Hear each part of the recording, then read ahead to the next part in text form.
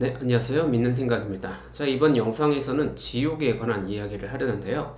유튜브를 한 1년 넘게 해오면서 이 지옥이라는 말을 참 댓글 속에서 많이 듣습니다. 심지어 저에게 이제 목사지만 너 지옥 갈 것 같다라는 말, 즉, 지옥 갈 것 같다도 아니고 지옥 간다. 이런 댓글들도 많이 봤고요. 그런 댓글들은 이제 보는 즉시 다 지우고 차단합니다. 자, 그리고 예수 안 믿는 사람들 지옥 간다. 거기 동의하냐? 이렇게 저한테 그런 이야기를 하는 분들도 많고요. 약간 문자주의적 신앙으로 가면 갈수록, 그리고 약간 보수적으로 가면 갈수록 왜 이렇게 지옥에 빠져드는지 모르겠어요. 우리가 지옥이라고 할 때 사실 떠오르는 이미지는 영원한 형벌이잖아요. 사실 우리가 깜빵 가서 1년, 2년 고생하고 나오는 것도 정말 큰일인데, 영원이라는 시간 동안 누군가가 거기 갇혀서 정말 처벌을 받고 고생을 하는 일이라면, 우리가 정말 신중하게 생각해야 하는 말인데, 왜 이렇게 쉽게 이런 얘기를 할까? 우리가 지하철이나 이런 어디에서 뭐 명동이나 이런 데 가면 예수천당, 불신지옥 이런 얘기도 많이 듣는데, 저는 이제 함부로 지옥 얘기를 하는 분들이 다 지옥에 갈 거라고 생각하진 않습니다. 그분들도 어쨌든 마음의 중심에는 하나님을 사랑하는 마음이 있어서 자신들과 의견 차이가 있는 분들에게 이제 그렇게 지옥에 갈 거다 이런 말을 하는 것이니까요. 하지만 그분들을 그렇게 교육한, 그분들을 그렇게 세뇌한 목사들이 지옥 갈 거라고 생각합니다. 저도 처음에는 뭔가 풋풋하고 막 신학 공부 처음 먹을 때는 지옥이 없었으면 좋겠다. 선하신 하나님, 자비의 하나님께서 그런 공간을 만들 리가 있겠냐 했는데, 저도 이제 목사 생활 해보고 사람들 좀 많이 만나보고 하니까 와 진짜 나쁜 분들이 있더군요. 그 중에서도 특히 종교 지도자의 위치에서 정말 인간의 탈을 쓰고 해서는 안 될 행동들을 하는 많은 사람들을 봐왔는데, 저는 특별히 기독교를 소개하고 해설하고 설교하고 성경을 가르치는 사람 중에 나쁜 짓을 하는 사람이 지옥에 가야 한다고 저는 생각합니다. 그리고 그 이유는 성경 구절들을 통해서 저는 그런 확신을 가졌는데요. 지옥이란 말이 성경에서 어떻게 쓰였는지를 한번 제가 찾아보고 하나하나 해설을 해보도록 하겠습니다. 자, 먼저 질문 드리는데요. 지옥이란 단어가 성경에 몇 번 나올까요? 어렵지 않습니다. 여러분 성경 어플 같은 걸로 지옥 이렇게 치면은 이렇게 13번이 나온다고 나와 있고요. 그 중에 11번은 복음서, 2번은 이제 편지 글에 나와 있습니다. 자, 그러면 복음서가 예수님이 하신 말씀이니까 예수님이 하신 말씀 중에 지옥이 나오면 아무래도 편지들은 예수님의 제자들이 수십 년 후에 이제 선교 활동 속에 지옥이란 말을 쓴 거잖아요. 자, 이게 이제 신학적인 작업인데 뭔가 그 지옥을 해석할 때의 비중은 복음서에서 좀 더 이제 우리가 비중을 두면 되겠죠. 자, 그럼 예수님이 언제 어떤 상황에서 지옥이란 말을 썼는지 한번 찾아보도록 할 텐데요. 제가 이제 화면에다가 말씀 구절을 띄우겠지만 마태복음이 제일 많네요. 마태복음 하나, 둘, 셋, 넷, 다섯, 여섯, 일곱 구절이 나오고 마태복음 일곱 구절, 그다음 마가복음 세 구절, 누가복음 하나, 야고보서, 베드로서 각각 하나씩 이렇게 13번이 나옵니다. 마태복음 5장에 하나, 둘, 셋, 세 구절이 나오네요. 마태복음 5장 22절, 29절, 30절에 각각 지옥이란 말이 나옵니다. 자, 마태복음 5장 22절을 보기 전에 사실 지옥이라고 번역된 원래 히브리어 단어를 살펴봐야 하는데 왜 갑자기 또 신학 작업하려고 하냐 이렇게 문자주의자분들은 좀 불편해할 수 있겠지만 일단 지옥이란 말이 한자말인데 땅의 감옥이라는 뜻이죠. 땅지 감옥 옥. 자, 그러면 정말 문자 그대로 지옥 한국말로 번역하나 한자말이 맞고 그러면 땅 지하에 지옥이 있는 거냐? 지옥을 문자 그대로 믿는 사람도 아마 그렇게 생각하지 않을 거예요. 현대인들은 이제 지구 밑에 맨들이 있고 그 밑에 뭐가 있는지 알고 있으니까. 지옥이란 말은 원래 불교 언어죠. 저도 신과 함께라는 영화 엄청 좋아하거든요. 저는 목사지만 뭐 불교 세계관이든 뭐 귀신 이야기든 뭐 다른 세계관의 그런 지옥 이야기라든지 그런 영화들 굉장히 재밌어하고 좋아합니다. 신과 함께 정말 정말 좋아하는 영화인데 거기 보면 이제 살아생전에 거짓말하는 사람, 가늠한 사람, 무슨 죄를 지은 사람들이 이제 각각의 이제 지하 감옥에서 처벌을 받게 되죠. 이제 거기서 나온 동양적 세계관에서 나온 개념이 지옥이라서 우리가 성경의 어떤 히브리 단어를 번역할 때 지옥이라는 말로 이렇게 13번 번역을 했는데 동양인들은 어쩔 수 없이 그 지옥, 그 동양적 세계관에, 특히 불교적 세계관의 지옥 개념이 성경을 해석할 때 들어갈 수밖에 없는 것 같아요. 그래서 좀 이제 섞이게 되죠. 지옥이란 말을 번역한 이 복음서나 편지글에 번역한 단어는 히브리어로 게헨나라는 단어인데, 일단 게헨나라는 단어는 예수님 시대의 실제 지명이에요. 구약 시대에는 그 게헨나라는 지역이 흰놈 골짜기라고 해서 우상 숭배의 공간이고 또 그 사람들이 처형되었던 공간이고요. 신약 시대에서는 그래서 이제 쓰레기 소각장처럼 사용되던 곳입니다. 그래서 불을 피우고 구더기가 나오고 그런 이제 공간이라서 부정적인 지명 위치가 있죠. 이제 성경에서는 예수님 시대에서는 이 게헨나를 뭔가 신앙적으로 타락한 자들이 가는 곳으로 실제 현존하는 지명에 다른 상징적 의미를 더해서 설명을 하고 있습니다. 자, 일단 마태복음 5장 22절 제가 한번 읽어볼게요. 나는 너에게 이르노니 형제에게 노하는 자마다 심판을 받게 되고 형제에 대하여 라가라 하는 자는 공회에 잡혀가게 되고 미련한 놈이라 하는 자는 지옥불에 들어가게 되리라. 자, 미련한 놈이라고 하는 자가 지옥불, 게헨나, 그런 굉장히 부정적 의미가 있는, 신앙적으로도 부정적 의미가 있는 그 공간, 게헨나 불에 들어가게 된다 하죠. 자, 라가, 미련한 놈, 이런 거는 그냥 욕이에요. 인간이 인간에 대해서 언어폭력을 하는 사람들에 대한 심판인데, 자, 문자주의적으로 볼 때 지옥에 간다고 하는 이제 첫 번째 구절은 인간이 인간에게 욕을 하는 거죠. 자, 저는 욕을 원래 교회 안 다닐 때도 잘 안 썼습니다.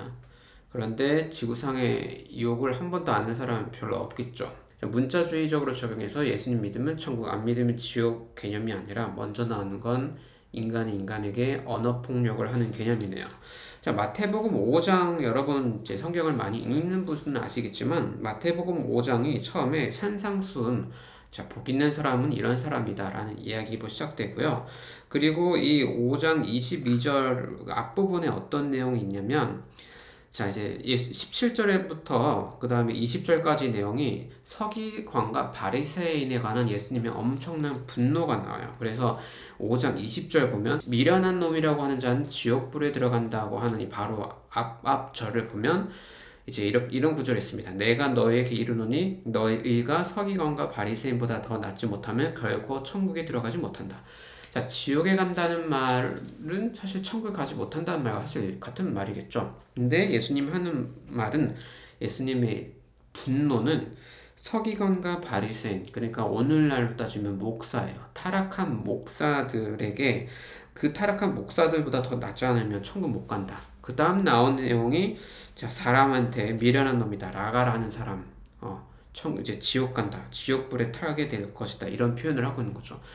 자, 제가 왜 종교 지도자, 종교를 해설하는 일, 어떤 공동체에서 종교적인 해설의 책임을 맡은 사람이 지옥에 갈 확률이 높다. 목사가 모두 지옥 간다는 말이 아니라 타락한 목사가 지옥에 갈 거다라는 생각을 하게 됐냐면, 이 마태복음 5장의 전기가 그렇기 때문인 거죠.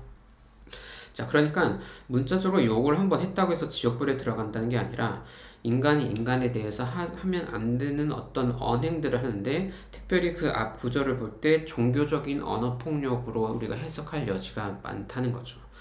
자, 그리고 마태복음 5장 29절엔 이런 내용이 있습니다. 만일 내 오른눈이 너로 실족하게 하거든 빼어내버리라. 내 백체 중 하나가 없어지고 온몸이 지옥에 던져지지 않는 것이 유익하며. 자, 예수님이 굉장히 강력하게 언어를 쓰고 있는데요. 자, 그 당시에 종교 지도자들과 꽝 한 다음에 새로운 성경 해석을 하면서 굉장히 뭐랄까요, 실천적인 행동을 강조하죠. 죄를 지었을 때 빨리 돌아서라. 이것에 대한, 저는 종교 지도자들의 위선에 대한 분노의 연속성에 있다고 생각해요. 물론 말하는 대상은 회중들에게 있지만 그것을 지켜보고 있는 인간 종교 지도자, 바리새인 서기관들이 옆에 있는 거죠. 예수님은 굉장히 강한 어조로 지금 이제 산상수훈의 이야기를 하고 있고요. 자, 이 마태복음 5장 뒷부분에 이 산상수훈 해설 부분인데, 이제 오른 눈이 너로 실족하게 하거든 빼버리라. 뭐 여기서만 지옥에 간다는 얘기 아니라 사실 5장의 모든 이야기들, 헛맹세를 하지 말아라, 너 사랑할 만한 사람만 사랑하지 말아라, 이런 모든 표현들이 사실은 똑같이 우리가 너희들이 지옥에 가지 않기 위해선 이런 일들을 해야 한다라고 굉장히 강력한 어조로 말하기 위한 표현들인 것이죠. 물론 문자주의적으로 해석하고 싶어하는 분들 그렇게 해석해도 뭐 나쁠 것 같지는 않습니다. 한쪽 눈이라도 잘못했다면 그렇게 뽑아버리는 게 낫지. 그러려면 그렇게 해야만 지옥 안 간다. 뭐 한번 문자주의적으로 해석해서 한번 실천을 해보시길 권면드리고요. 저는 이제 문자주의자는 아니어서 그런 실천은 하진 않을 것 같습니다. 5장 30절도 마찬가지죠. 이어지는 말도 또한 만일 내 오른손이 너로 실족하게 하거든 찍어내버리라. 내 백체 중 하나가 없어지고 온몸이 지옥에 던져지지 않는 것이 유익하니라. 그만큼 우리가 죄에 대해서 민감하게 생각하고 종교적인 위선에 대해서 우리가 신중해야 한다. 이 5장 전체를 읽어보면 여러분이 이제 성경을 특별히 구약 성경 율법을 어떻게 재해석해야 하는지에 대한 이야기예요.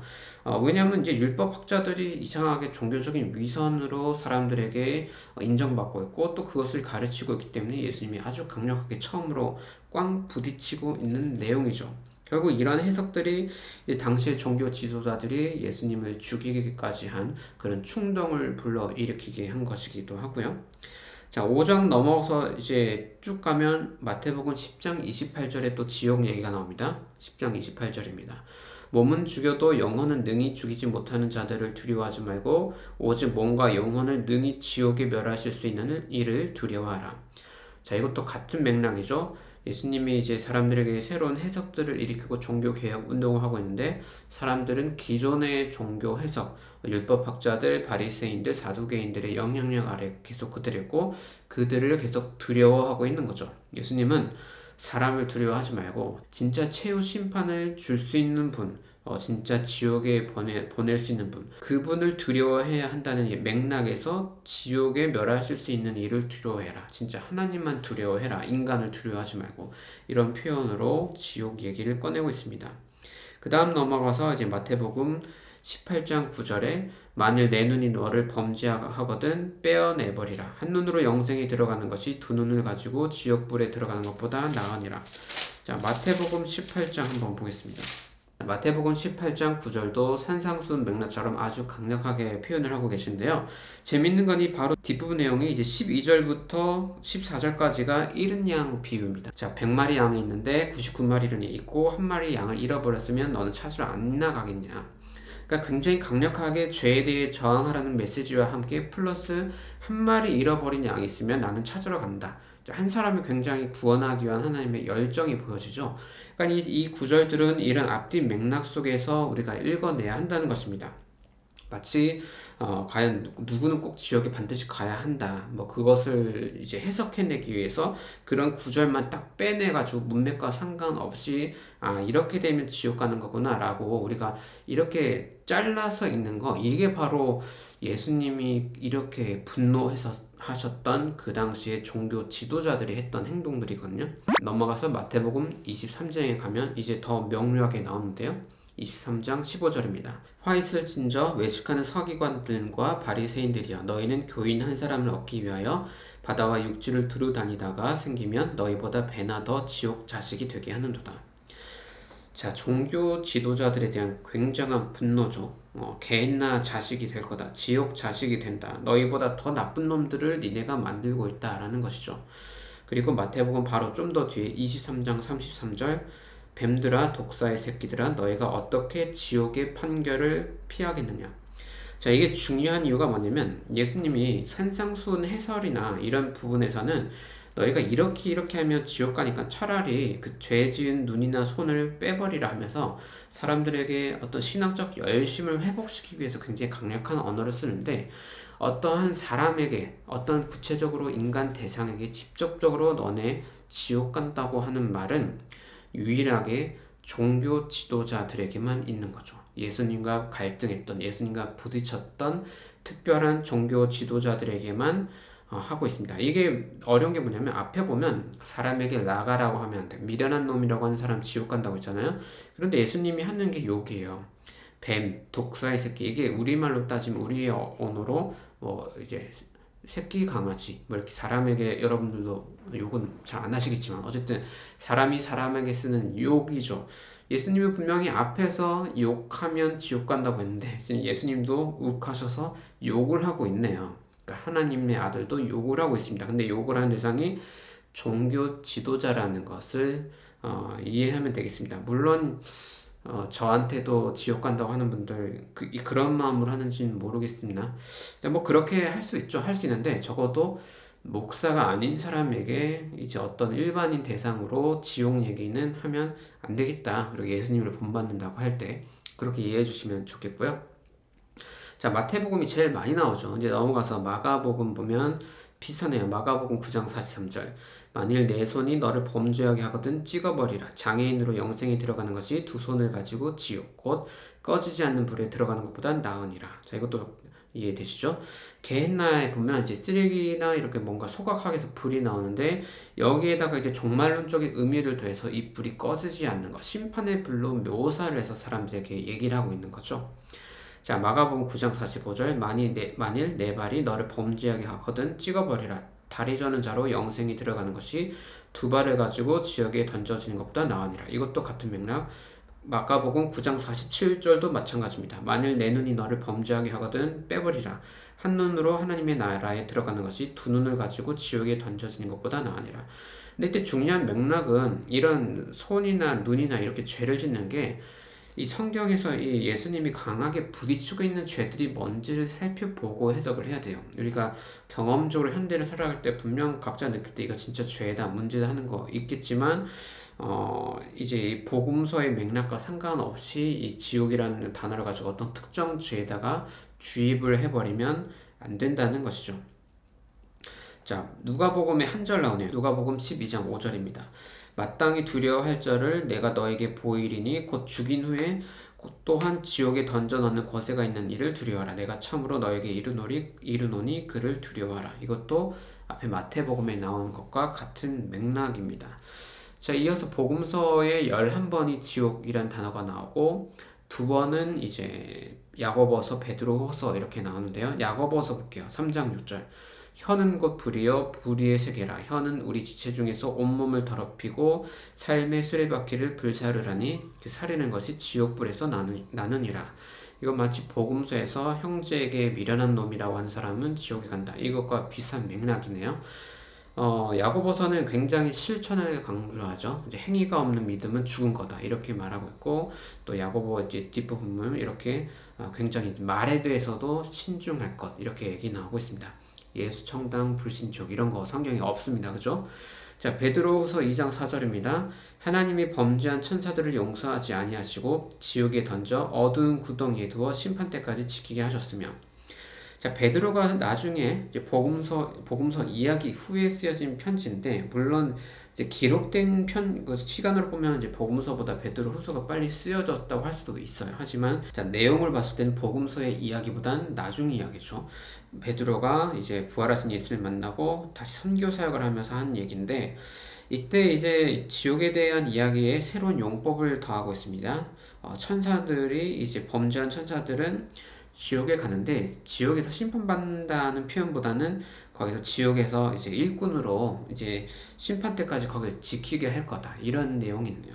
이것을 가지고 문자적으로 해석을 하셔도 좋지만 이제 신학적인 작업을 조금 들어가면 타락한 천사들이 있고 그들을 통해서 악마 귀신의 체계가 만들어졌다고 하는 건 예수님이 오시기 전부터 고대 유대인들의 민담 정승 스토리로 있어요. 왜냐하면 구약 성경을 토대로 했을 때는 이런 이야기들이 전개되기 어려웠는데 구약과 신약 사이에 수백 년의 기간 동안 이제 외부의 이제 천사, 귀신 이런 이야기들이 들어옵니다. 그러면서 이런 천사 담론들이 만들어지면서 신약을 보면 이제 예를 들어서 히브리서에서도 보면 천사와 예수님을 비교하면서 예수님이 왜 하나님의 아들인지 설명하는 이런 논리 전개가 들어가는데, 이것은 구약 성경을 토대로 하는 것이 아니라 구약 성경을 믿고 있는 그 시대의 사람들의 담론들을 이제 이해하고 거기서 이제 변증하기 위해 쓰여진 표현이죠. 자, 이것은 뭐 문자적으로 적용을 한다 한들 이게 누가 지옥에 가느냐를 가지고 베드로후서 가지고 단정 지을 수는 없고요. 중요한 건 우리가 복음서에서 예수님이 하신 표현에 좀 더 무게중심을 두고 이 편지 글들은 조금 보조적으로 이해를 하시면 좋겠습니다. 예수님을 믿어야 우리가 구원을 받는다는 것은 이 모든 이야기들을 종합해서 교리적으로 문장화시킨 이야기인데요. 그걸 뒤집어서 어떻게 하면 지옥 간다고 하지는 않아요. 물론 캐톨릭 역사에서는 이게 교리 논쟁으로 들어간 역사가 있고요. 이것은 제가 추후 다른 영상을 통해서 다시 교리적인 역사에 대해서 다시 설명을 드릴게요. 일단 오늘은 성경 구절들, 성경에 개인나라는 단어가 있고 이걸 한자말로 하면 지옥인데, 우리 한국 사람들은 어쩔 수 없이 불교적인 영향, 우리가 그 신관계라는 영화처럼 이제 여러 가지 심판이 있는 지옥 공간을 이제 생각할 수밖에 없다, 이런 게 있죠. 하지만 개인나라는 그 특정 이제 지역에 종말론적인 심판의 상징적 개념을 더해서 예수님이 이 표현을 하는데, 문제는 예수님이 언제 정말 무엇을 강조하고 싶을 때 이 지옥이란 말 썼고, 그리고 특히 인간에게 눈앞에 대고 누군가에게 너네 이렇게 하면 지옥 갈 거라고 했는지, 이것을 추적해서 정말 하나님이 가장 분노하고 있는 게 무엇인지를 우린 캐치를 하고 우리의 신앙 고백으로 가져와야 한다는 것이죠. 그랬을 때 제가 하는 결론은, 각 개인에게는 우리가 최후 심판에 대한 두려움을 늘 가지고 있고, 그래서 내가 정말 죄 지은 어떤 몸의 신체를 떼버린다는 마음으로 죄에 대해서 민감하게 살아야 하는 건 맞는데, 어떤 특정한 인간 그룹에게 이제 지옥 간다고 하는 말을 성경적으로 쓰려면 그것은 타락한 목사에게만 제한을 두고 써야 하는 게 복음서적인 거라는 것이죠. 제가 이 주장을 하는 것은 지금까지 여러분 봐서 알겠지만 성경을 가능하면 문자주의적인 입장으로 해석을 해서 이제 말씀드리는 것이고요. 한 가지 더 말씀드리면, 이게 또 구약의 세계관과 좀 다릅니다. 구약은 여러분들이 아마 수올이라는 단어를 이렇게 검색을 해보면, 검색 범위를 구약으로 하고 수올 이렇게 치면 여러분 화면에 보이실지 모르겠지만 지금 64개가 나와요. 그러니까 지옥이라고 번역을 하지 않고 다른 히브리어 단어라기 때문에 구약의 그에게서 단어는 스올이 나오는데, 이 스올이란 말로 그 지옥이라고 번역된 한자말과 유사해요. 땅 아래의 어떤 공간. 근데 이 스올은 감옥은 아니고요. 구약 성경 시대의 사람들은 죽으면 그냥 지하 세계로 내려가서 산다고 생각했는데, 이것은 구약 성경이 만들어낸, 고대 유대인들이 창의적으로 만들어낸 개념이 아니라 옛날 사람들은 모두 죽으면 지하 세계에서 다시 살아난다고 생각했습니다. 그걸 스올이라고 하고요. 뭐 성경 문자주의적으로 해서 옛날엔 수월이었는데 이게 나중에 없어지고 다 지옥으로 바뀐다, 뭐 이런 식으로 해석을 하는지는 잘 모르겠는데, 자, 이렇게만 봐도 내세, 죽음 이후의 세계에 대한 이해가 시대에 따라 굉장히 바뀌고 있죠. 그래서 구약과 신약도 사실 차이가 있고요. 신약 안에서도 이제 지옥이란 단어, 게헨나라는 단어가 쓰여진 용례가 조금씩 다 다릅니다. 이것을 종합해서 결론 내리는 거를 신학적 작업이라고 하는 거예요. 뭐 성경을 무시하거나 성경이 하나님 말씀이 아니다라는 걸 주장하기 위한 게 신학이 아니고, 이렇게 이제 수많은 수천 년의 시간 동안 굉장히 다양한 방식의 죽음 이후에 대한 이야기들이 있기 때문에 이것을 어떻게 결론 지을 수 있을지에 관한 좀 더 체계적인 접근이라는 것이죠. 자, 어떻습니까? 이제 지옥이라는 말을 우리가 성경적으로, 복음서적으로 우리가 어떻게 써야 할지에 대한 정리가 되셨으면 좋겠습니다. 그래서 이 영상을 아마 제 생각에는 타락한 목사는 보지 않을 거라고 생각을 하기 때문에, 영상을 보는 분들은 지옥에 대해서 굳이 걱정하지 마시고요. 다만 깨어있는 마음으로 우리가 하나님이 정말 싫어하는 죄가 뭘까를 조금씩은 고민하고 거기에 저항해 보면서 살면 괜찮을 거라 생각합니다. 그러다가 좀 필이 받아서 신학교로 가고 목사를 하시려는 분은 잘못된 목사가 되면 지옥에 갈 수도 있다. 복음서적으로 봤을 때 그 정도는 감안을 하고 신학교로 오시면 되겠습니다. 자, 오늘은 여기까지 하겠습니다. 믿는 생각이었습니다. 감사합니다.